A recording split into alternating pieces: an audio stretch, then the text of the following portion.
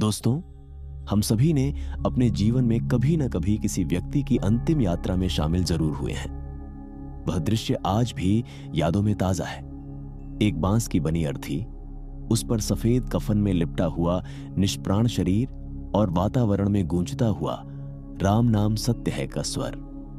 उस अर्थी को अपने कंधों पर उठाए 4 लोग धीरे धीरे आगे बढ़ते हैं।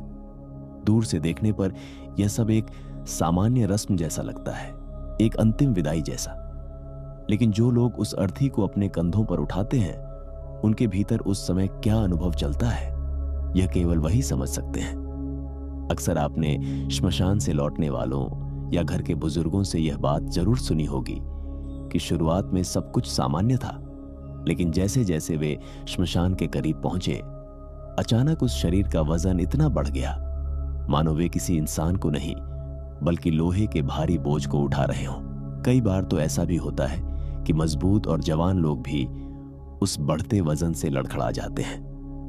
उनके कंधे दर्द करने लगते हैं, शरीर थक जाता है और उन्हें अर्थी को कुछ देर के लिए नीचे रखना पड़ता है। सबसे हैरानी की बात यह है कि थोड़ी देर रुकने या कुछ दूरी तय करने के बाद वही अर्थी अचानक बहुत हल्की महसूस होने लगती है, जैसे उसमें कोई वजन ही ना हो। आखिर ऐसा क्यों होता है? विज्ञान के अनुसार मृत्यु के बाद शरीर का वजन घट जाना चाहिए, क्योंकि सांसें थम जाती हैं, शरीर की नमी कम हो जाती है और रक्त का प्रवाह भी रुक जाता है। फिर यह अचानक बढ़ता हुआ भारीपन आखिर कहां से आता है? क्या यह सिर्फ उन लोगों का भ्रम है जो अर्थी को उठाए हुए हैं, या फिर उस वक्त उस अर्थी पर उस मुर्दे के अलावा कोई और भी सवार हो जाता है जिसे हम अपनी नंगी आंखों से देख नहीं पाते? क्या सच में ऐसा माना जाए कि पापी व्यक्ति की अर्थी भारी होती है और पुण्य आत्मा की हल्की? आज के इस वीडियो में हम श्मशान यात्रा के इस सबसे डरावने और रहस्यमय अनुभव की गहराइयों में उतरेंगे। हम गरुड़ पुराण के पन्नों को पलटेंगे, तांत्रिक ज्ञान के रहस्यमय पहलुओं को समझेंगे और उस वैज्ञानिक दृष्टिकोण पर भी नजर डालेंगे जो मृत्यु के बाद शरीर में होने वाले बदलावों को बताता है।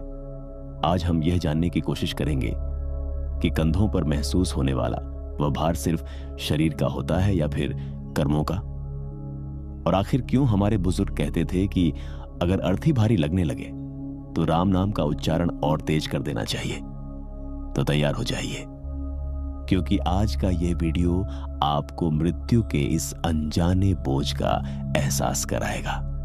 कहानी की शुरुआत एक बहुत ही सामान्य अनुभव से करते हैं। आपने अक्सर देखा होगा कि जब किसी व्यक्ति का निधन होता है तो घर से श्मशान तक की यात्रा एक ही बार में पूरी नहीं की जाती। लोग रास्ते में रुकते हैं, कंधे बदलते हैं और थोड़ी देर विश्राम करते हैं। लेकिन क्या यह सिर्फ थकान दूर करने के लिए होता है? नहीं, हमारे पूर्वजों का मानना था कि शव यात्रा कोई साधारण यात्रा नहीं होती, बल्कि यह 2 लोगों के बीच की यात्रा होती है, एक जीवितों की दुनिया और दूसरी मृतकों की दुनिया। और जब यह सफर शुरू होता है तो ऊर्जा का खेल शुरू होता है। गरुड़ पुराण में इस घटना का बहुत ही विस्तृत और रोंगटे खड़े कर देने वाला वर्णन मिलता है। गरुड़ पुराण के अनुसार हर इंसान के कर्मों का एक भार होता है, जिसे हम पाप और पुण्य कहते हैं। वह सिर्फ एक विचार या कॉन्सेप्ट नहीं है, वह ऊर्जा है और ऊर्जा का अपना घनत्व यानी डेंसिटी होती है। मान्यता यह कहती है कि पाप का भार अधिक होता है जबकि पुण्य हल्का होता है। आपने अक्सर सुना होगा, मन हल्का हो गया या दिल से बोझ उतर गया।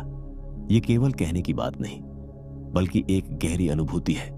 जब कोई व्यक्ति अपने जीवन में गलत कर्म करता है, दूसरों को कष्ट देता है, छल कपट करता है या अपने भीतर नकारात्मक भावनाएं पालता है, तो वह अपने चारों ओर एक भारी और नकारात्मक ऊर्जा का घेरा बना लेता है। यह एक ऐसा अदृश्य आवरण होता है जो बेहद भारी महसूस हो सकता है। मृत्यु के बाद शरीर तो वही रहता है, लेकिन उसके साथ जुड़ी यह ऊर्जा ही असली रहस्य बन जाती है। हड्डियों और मांस का भार तो वही रहता है, उसमें कोई बदलाव नहीं आता, लेकिन जो नकारात्मक ऊर्जा का घेरा होता है वह उस शरीर के साथ ही जुड़ा रहता है। मान्यताओं के अनुसार जब यमदूत उस आत्मा को अपने साथ ले जाने की प्रक्रिया में होते हैं, और परिवार वाले उसी शरीर को श्मशान की ओर ले जा रहे होते हैं, तब वह आत्मा अपने कर्मों के बोझ के कारण पृथ्वी की ओर खिंचाव महसूस करती है। उसे ऊपर उठने या आगे बढ़ने में कठिनाई होती है। उसका मोह, उसका लगाव और उसके किए गए कर्म उसे नीचे की ओर दबाते रहते हैं। इसी वजह से कई बार ऐसा अनुभव होता है कि उस व्यक्ति की अर्थी उठाते समय जैसे कोई अदृश्य शक्ति उसे नीचे की तरफ खींच रही हो। जैसे चुंबक लोहे को अपनी ओर खींचता है, वैसे ही कर्मों का प्रभाव उस शरीर को धरती से जोड़कर रखता है। कंधा देने वालों को महसूस होता है कि जैसे कोई अतिरिक्त भार अचानक बढ़ गया हो, लेकिन यह केवल एक पक्ष है। दूसरा पहलू और भी अधिक रहस्यमयी और भय पैदा करने वाला माना जाता है, और वह है आत्मा का मोह और उसका विरोध। जरा उस आत्मा की स्थिति की कल्पना कीजिए।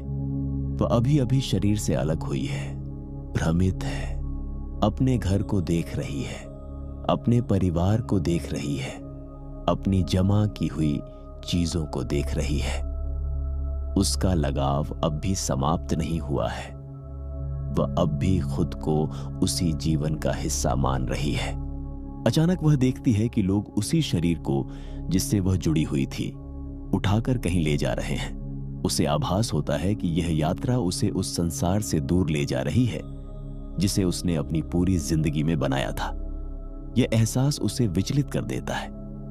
घबराहट में वह जैसे एक अंतिम प्रयास करती है, रुकने का, थम जाने का। मान्यताओं में कहा जाता है कि मोह में बंधी आत्मा अपने शरीर से जुड़े सूक्ष्म संबंध को कसकर पकड़ने की कोशिश करती है। वह जैसे भीतर ही भीतर विरोध करती है, मानो कहना चाहती हो, मुझे मत ले जाओ, मुझे यहीं रहने दो। वह शरीर में वापस प्रवेश तो नहीं कर सकती, लेकिन अपनी शेष ऊर्जा से उस पर पकड़ बनाए रखने का प्रयास करती है। यही कारण माना जाता है कि उस क्षण शरीर का भार असामान्य रूप से अधिक महसूस होने लगता है। यह अचानक बढ़ा हुआ वजन उस आत्मा के विरोध का प्रतीक माना जाता है, एक ऐसा प्रतिरोध जिसमें वह अपनी पूरी शक्ति से इस परिवर्तन को रोकना चाहती है। यही वजह है कि पुराने लोग कहते थे कि जब अर्थी भारी लगे तो राम नाम सत्य है का उच्चारण और तेज कर देना चाहिए, क्योंकि यह मंत्र उस आत्मा को उसकी सच्चाई का बोध कराता है कि अब उसका सत्य यही है और जो पीछे छूट रहा है वह अस्थायी था। जैसे जैसे यह बोध गहराता है, आत्मा का मोह ढीला पड़ने लगता है, और जैसे ही वह इस सत्य को स्वीकार करती है, वह भारीपन भी धीरे धीरे कम हो जाता है और अर्थी फिर से हल्की महसूस होने लगती है।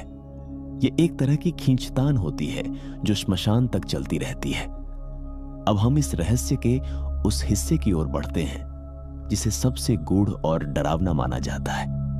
वह पहलू जो तंत्र और अदृश्य शक्तियों की मान्यताओं से जुड़ा हुआ है। सोचिए, अगर कारण यह ना हो कि उस अर्थी पर लेटा व्यक्ति पापी था, बल्कि इसलिए कि उस पर कोई और भी सवार हो गया हो। शव यात्रा कोई साधारण घटना नहीं होती। यह एक बेहद संवेदनशील समय होता है।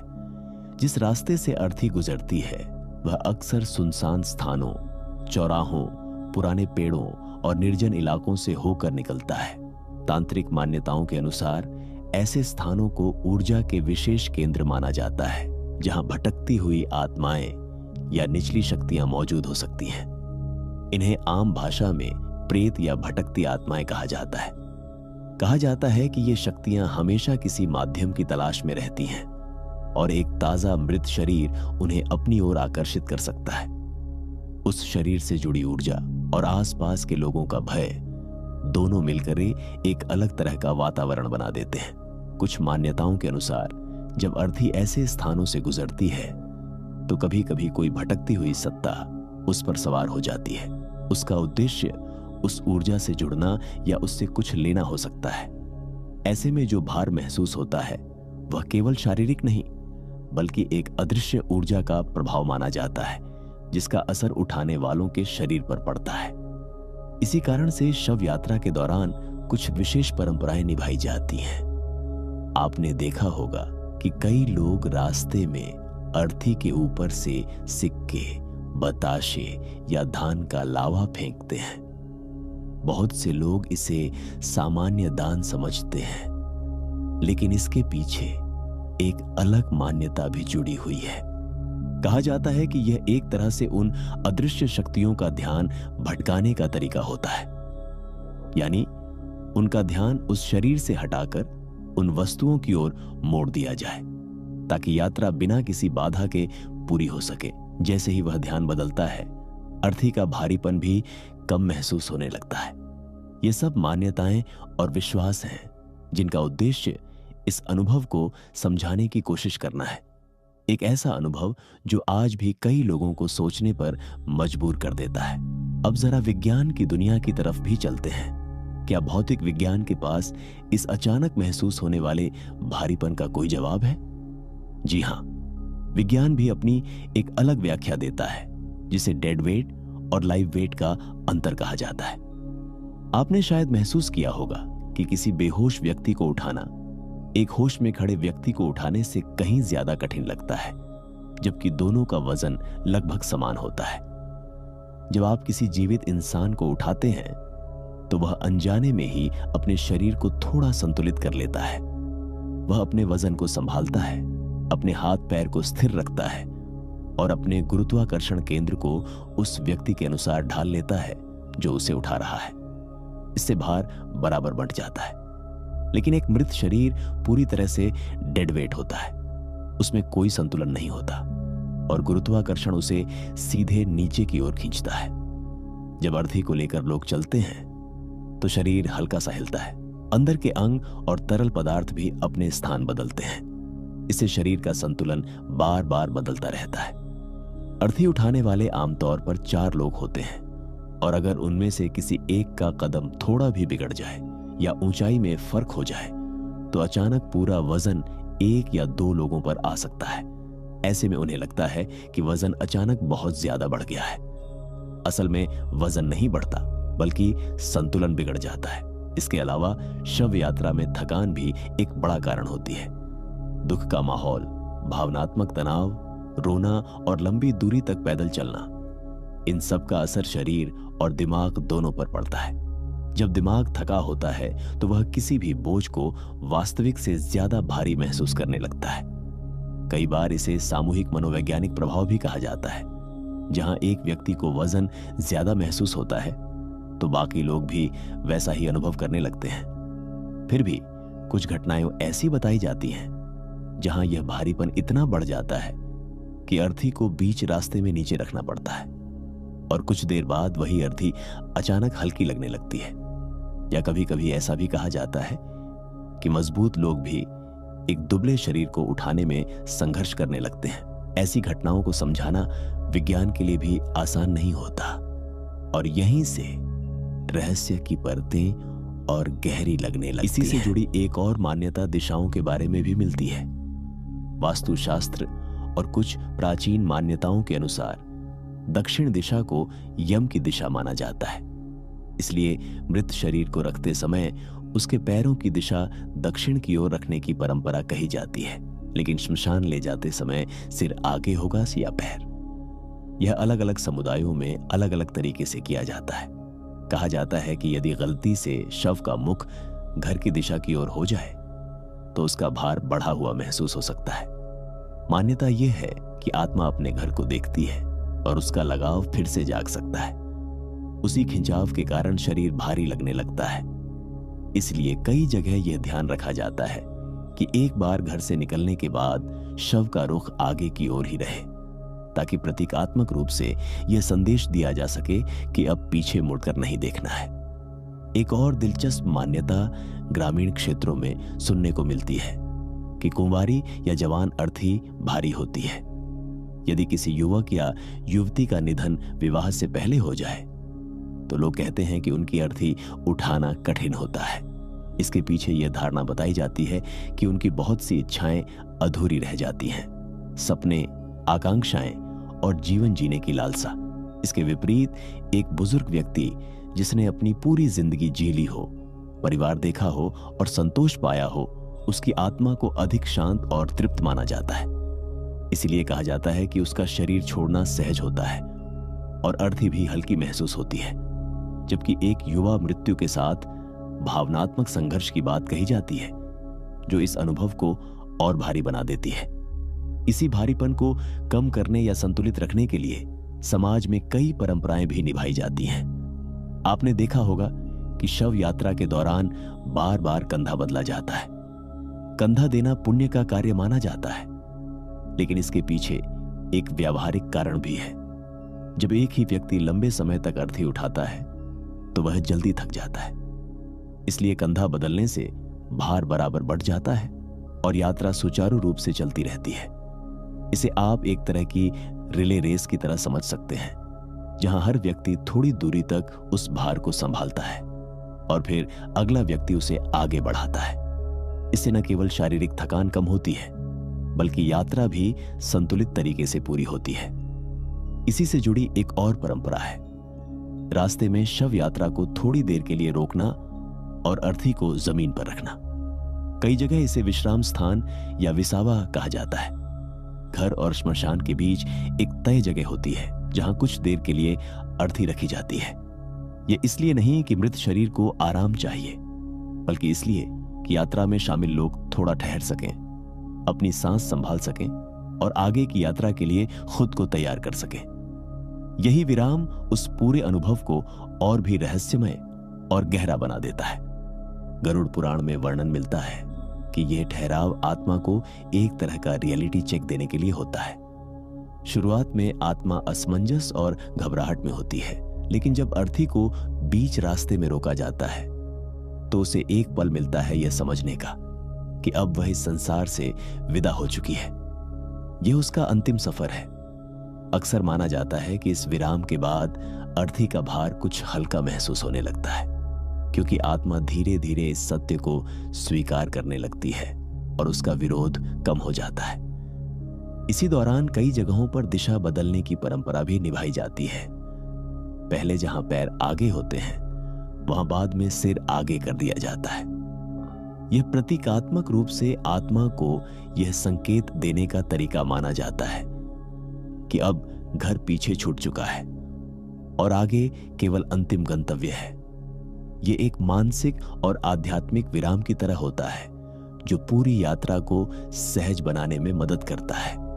दोस्तों, ये विषय केवल डर पैदा करने के लिए नहीं है, बल्कि एक गहरी सीख देने के लिए है। अर्थी का ये भारीपन हमें जीवन का एक महत्वपूर्ण सत्य समझाता है। हम अपने पूरे जीवन में जिन चीजों को इकट्ठा करते रहते हैं, धन, संपत्ति, पद और अहंकार, अंततः वही हमारे लिए बोझ बन सकते हैं। कर्मों का भार केवल एक कल्पना नहीं, बल्कि एक अनुभव है। जिसने जीवन में अधिक कष्ट दिए होते हैं, छल कपट किया होता है, उसके लिए अंतिम समय अधिक कठिन माना जाता है। वहीं जिसने प्रेम, करुणा और सच्चाई के साथ जीवन जिया हो, उसकी विदाई सरल और शांत होती है। लोग अक्सर कहते हैं कि ऐसे व्यक्ति की अंतिम यात्रा सहज होती है, मानो सब कुछ बिना किसी बोझ के पूरा हो गया। ये हल्कापन उसके निर्मल जीवन का प्रतीक माना जाता है। उसकी आत्मा बिना किसी संघर्ष के आगे बढ़ती है। इसी से ये सवाल उठता है, क्या हम अपनी अंतिम यात्रा को आसान बना सकते हैं? जवाब है हाँ। इसके लिए जरूरी है कि हम अपने जीवन को हल्का बनाएं, मन में द्वेष न रखें, दूसरों को क्षमा करें और अनावश्यक मोह को छोड़ना सीखें। यदि हम नफरत या अपराध बोध को अपने भीतर रखते हैं, तो वही भावनाएं हमें बांधे रखती हैं। इसलिए जीवन को सरल, सच्चा और संतुलित बनाना ही सबसे बड़ा उपाय है। एक और महत्वपूर्ण पहलू है सामूहिक भावनाओं का। जब शव यात्रा में अत्यधिक विलाप और शोक का वातावरण होता है, तो वो माहौल और भी भारी हो जाता है। कहा जाता है कि शांत मन से ईश्वर का स्मरण करते हुए विदाई देना अधिक उचित होता है, ताकि जाने वाली आत्मा सहजता से आगे बढ़ सके। ये विषय विश्वास और विज्ञान दोनों के बीच एक अनोखा संगम है। आप चाहे इसे वैज्ञानिक दृष्टिकोण से देखें या आध्यात्मिक मान्यताओं से, अंत में निष्कर्ष यही निकलता है कि शरीर नश्वर है, लेकिन हमारे कर्मों की छाप बहुत गहरी होती है। मृत्यु के बाद हम केवल राख नहीं बनते, बल्कि एक कहानी बन जाते हैं। और वो कहानी कैसी होगी, भारी या हल्की, ये हमारे अपने कर्मों पर निर्भर करता है। अब एक सवाल आपसे, क्या आपने कभी किसी अंतिम यात्रा में कंधा दिया है? क्या आपने भी कभी अचानक उस असामान्य भारीपन को महसूस किया है? यदि हाँ, तो अपने अनुभव जरूर साझा करें। हो सकता है आपका अनुभव किसी और के लिए एक नई समझ या एक नया दृष्टिकोण लेकर आए। और अब आगे की बात। हमने देखा कि शरीर को अंतिम यात्रा पर ले जाया जाता है, लेकिन उसके बाद क्या होता है? मृत्यु के बाद आत्मा का मार्ग कैसा होता है? क्या उसे कोई दिशा मिलती है या कोई मार्गदर्शक होता है? नीचे कमेंट करके बताइए कि आप अगला वीडियो किस विषय पर देखना चाहेंगे। स्वर्ग और नर्क का मार्ग, पितृदोष का रहस्य या जीवन मरण के चक्र से जुड़े अन्य प्रश्न। आपकी पसंद ही हमारे अगले विषय को तय करेगी। अगर इस वीडियो ने आपको कुछ नया सोचने पर मजबूर किया हो तो इसे लाइक और शेयर जरूर करें ताकि और लोग भी इस ज्ञान को समझ सकें। चैनल रूहानी फाइल्स को सब्सक्राइब करें और जुड़े रहें ऐसे ही गहरे और अनसुने विषयों के साथ। तब तक अपने कर्मों को हल्का रखिए, क्योंकि अंत में यही आपके साथ जाने वाला है।